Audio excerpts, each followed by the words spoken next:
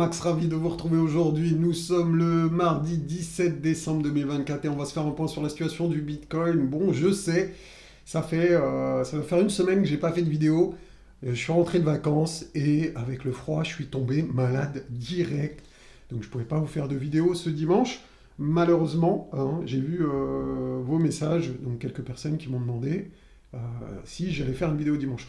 Mais bref, ceci étant dit, donc on va se faire un petit point sur le Bitcoin, on va parler du Bitcoin en 4 heures à court terme, on va faire du long terme bien évidemment également, on va parler de la charte de Other versus BTC, de la charte d'Other également, on va regarder, on va checker un petit peu les alts sur Crypto Bubble, on va parler des funding rates, on avait parlé de cette période ici où on était en surchauffe et on va faire le point là-dessus.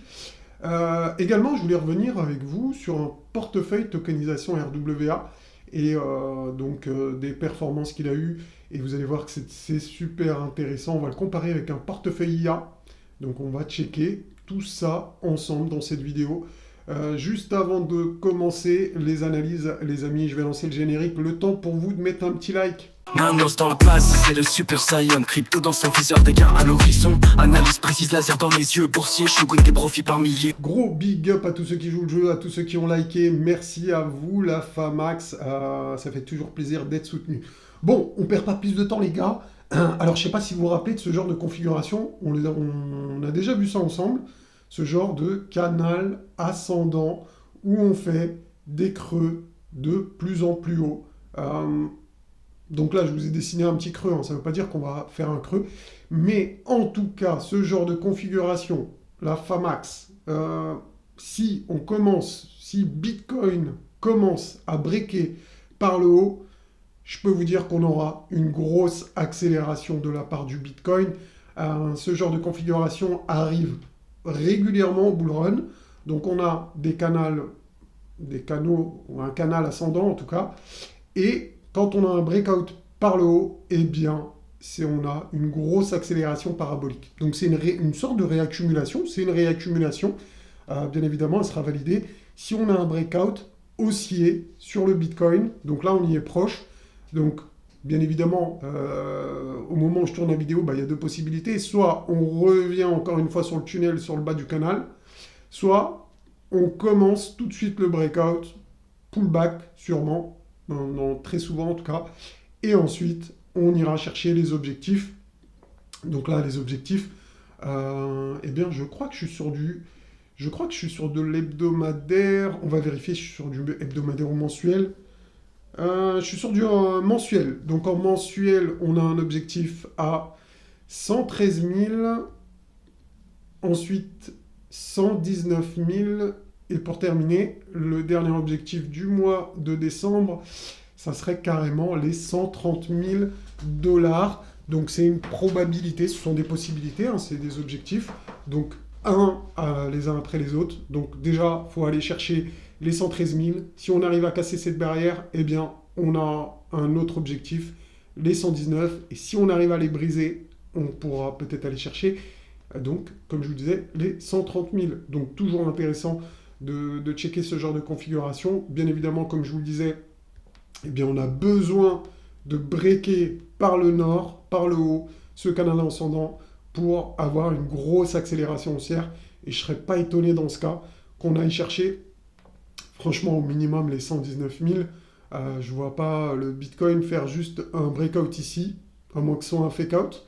Mais si c'est un vrai breakout, je pense qu'on ira chercher facilement les 119 000, voire le dernier objectif, comme on l'a vu ensemble.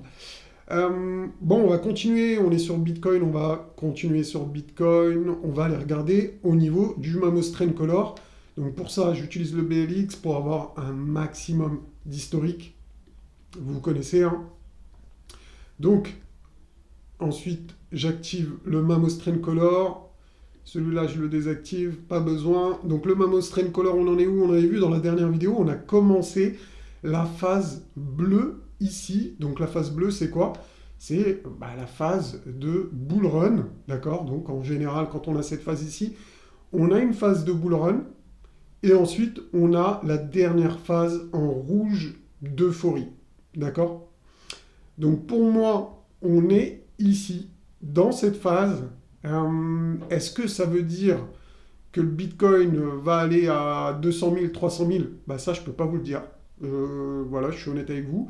Je peux pas savoir à combien va s'arrêter le Bitcoin. On va surveiller le Mammoth Train Color et on va voir les objectifs ensemble, le potentiel. Il faut juste le surveiller et regarder au jour le jour, voir comment ça se passe au niveau de cet indicateur. Donc pour le moment, en tout cas, j'ai pas de signe de surchauffe sur le Mammoth Train Color. Donc le Bitcoin peut encore pump, il en a encore sous le pied. Par contre, il y a un indicateur que j'aime beaucoup également. Je vais vous montrer ça. Donc c'est le logarithmique régression. Alors, hop. Voilà, donc le logarithmique régression, on en avait parlé il y a très longtemps, rappelez-vous les amis, restez concentrés. Quand on était au mois de décembre 2022, on avait parlé ici de cette zone super intéressante pour recharger, pour faire ce qu'on appelle nous sur la chaîne du Smart DCA, c'est-à-dire qu'on fait du DCA quand on est dans la zone verte ici. C'est super intéressant, c'est plus intelligent, c'est plus smart que de faire du DCA pendant toute la phase de descente ou toute la phase de montée. En tout cas, ça nous a très bien réussi. Donc ceux qui étaient là sur la chaîne, eh bien en 2022 se rappellent, on en avait parlé, c'était vraiment quelque chose d'assez incroyable. Je me rappelle, on était ici et les gens, quand je leur disais oui, il faut être patient pour acheter du Bitcoin, attendez de revenir dans la zone verte. Certains n'y croyaient pas, c'était dur à croire qu'on allait revenir dans cette zone et on est bien venu dans la zone verte. Quand on était ici en 2022, on se disait que la bande rouge ici, c'était la bande de prise de profit. Et aujourd'hui, les amis, force est de constater que nous sommes à la moitié de ce canal rouge, donc le canal du haut de ces lignes de régression logarithmique. Et si on regarde le haut ici du canal, regardez, c'est environ 150 000, 160 000 dollars. Donc voilà pourquoi je suis assez prudent sur le Bitcoin en ce moment. Je pense que le potentiel du Bitcoin est assez limité.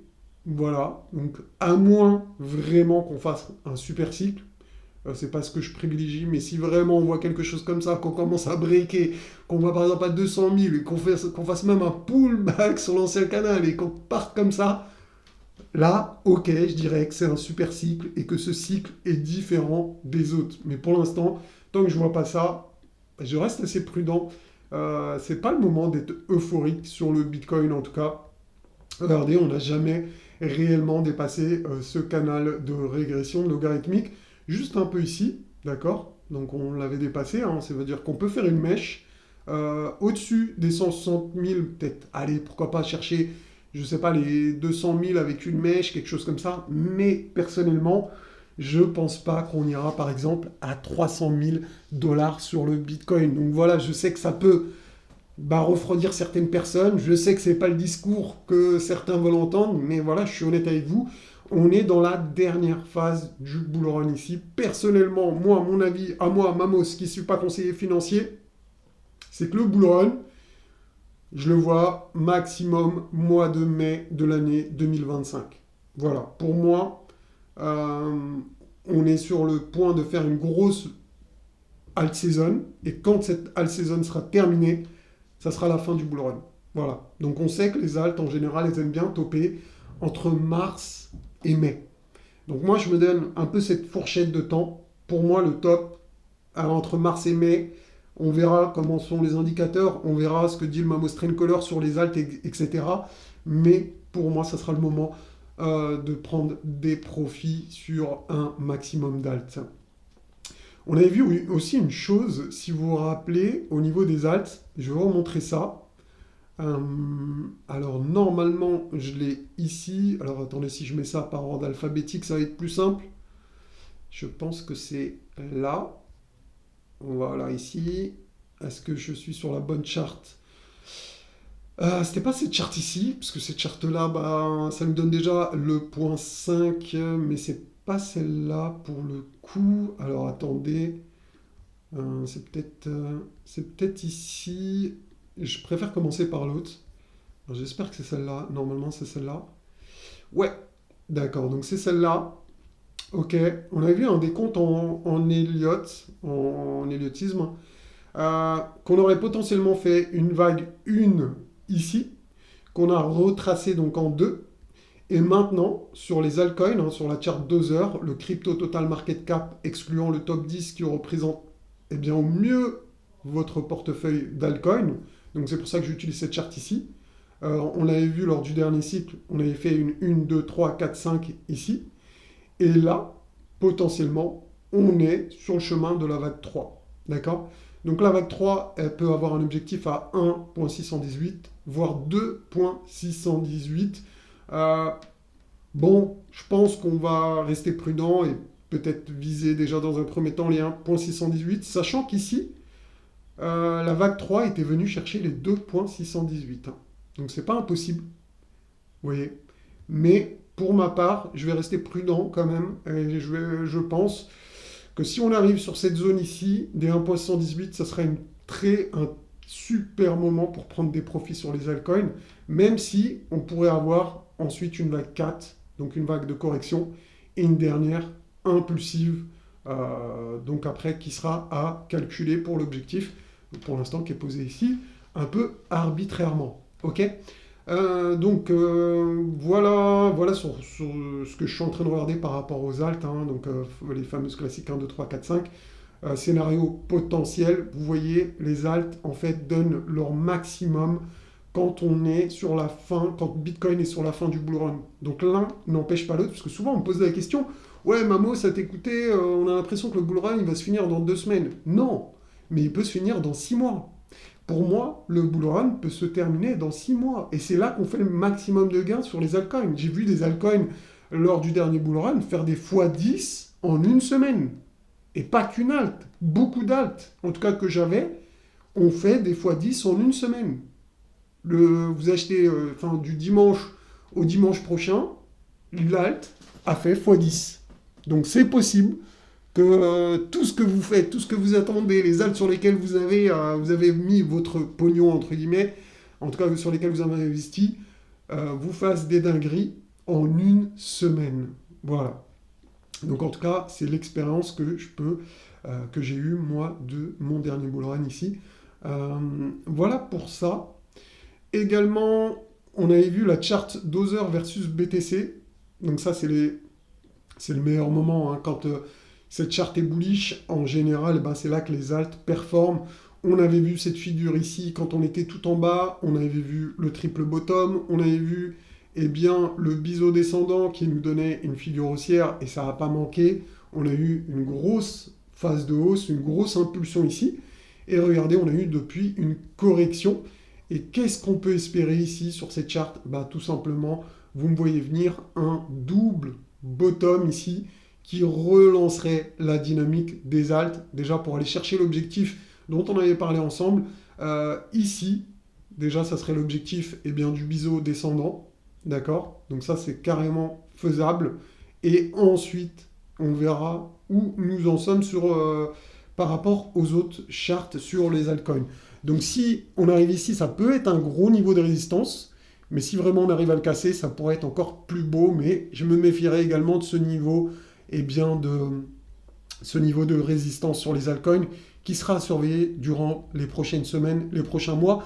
Dans un premier temps, espérons valider ce double bottom potentiel qui pour l'instant n'est pas du tout validé, hein, est très loin d'être validé, mais c'est tout à fait possible que si les altcoins commencent à se réveiller là, et c'est maintenant qu'il faut que ça se passe, hein, j'ai envie de dire, peut-être au courant de cette semaine prochaine, qu'on commence à voir des belles bougies vertes sur cette charte ici, hein, de Other versus contre Bitcoin. Et également, je voulais faire un petit tour avec vous sur les altcoins. Donc on voit les performances là, je suis en daily normalement, moi je suis en jour. Donc le BGB qui est très très fort, hein, qui est sur un ATH, qui fait des ATH sur ATH depuis quelques temps, qui n'arrête pas. Donc on a eu le CRO également, donc les jetons de plateforme qui performent super bien en ce moment. On n'a pas eu que ça, hein. On a XRP aussi aujourd'hui qui est vraiment bien, d'accord, qui repart à la hausse. Donc c'est excellent. En tout cas, ça paraît de bon augure vu la configuration des altcoins en général. On va peut-être enclencher la deuxième, ouais, bien, cette semaine, en tout cas repartir cette semaine, valider le double bottom, et bien qu'on a vu ici, ça serait pas déconnant du tout. Également, je voulais revenir aussi sur un portefeuille tokenisation, et bien qui a complètement explosé ici. Donc vous pouvez voir l'allocation, j'étais parti sur 25% sur du OM, Ondo, LTO et Rio. Donc j'avais mis 2500 $, et bien sur ces 4 altcoins. Et bah, aujourd'hui, hein, Ondo a complètement explosé, 326%. Donc les 2500 sont aujourd'hui 10 000 $. Enfin bref, vous pouvez voir les performances ici. Hein. Donc grosse perf, même comparé à Bitcoin, vous pouvez voir la différence. Bitcoin qui est en hausse de 81%. Et ici, sur le portefeuille, on est en hausse de 166%. Donc vraiment, on a éclaté le Bitcoin avec le RWA. Par contre, au niveau du portefeuille IA, c'est beaucoup moins bien. D'ailleurs, même le Bitcoin, il fait un peu mieux que ce portefeuille ici. Même si ici, on avait eu une grosse perf, on est redescendu. Donc on va voir, on va surveiller ça. En tout cas, si vous voulez l'allocation, on a 22% de FET, 20% de Tao, etc. Et les meilleurs performeurs, eh bien, on peut le voir ici, c'est bien sûr Tao. Et ensuite, on a du FET, mais on n'avait pas la même allocation. En termes de performance brute, on a Ore qui a bien explosé, IOS, 135%. Et le pire performeur, on l'a ici, c'est Flux, le pire performeur ici, juste 24%. Misérable du Flux. Bon, sinon, pour les taux de financement, on avait vu, hein, lors des dernières vidéos, on en a parlé sur toutes les vidéos, on avait eu une zone de surchauffe ici, on disait qu'il fallait faire super attention. Quand on est bien jaune-orange ici, on est en surchauffe et on doit faire très attention à ce genre de configuration. Quand on a du orange, c'est souvent, on est proche d'un top, on a une épée Damoclès. On l'avait vu lors du mois de mars de 2024. Hein. On a vu cette grosse zone bien foncée et qui nous a amené à un gros crash ensuite des altcoins. Donc là, on avait eu, quand on compare ici, c'était pas non plus quelque chose d'incroyable, mais il faut surveiller cet indicateur et surveiller donc les taux de financement quand ils deviennent trop élevés. En général, eh bien, on est bon pour une correction. C'est juste une question de temps. Voilà les amis, c'était tout pour aujourd'hui. J'espère que cette vidéo, cette petite mise à jour vous a plu. Si c'est le cas, n'hésitez pas à me le dire en commentaire et à lâcher un like, hein, et à vous abonner si ce n'est pas déjà fait. Allez, ciao la Famax! Nanos dans la place, c'est le Super Saiyan. Crypto dans son viseur, des gains à l'horizon. Analyse précise, laser dans les yeux. Boursier, shogun, des profits par milliers.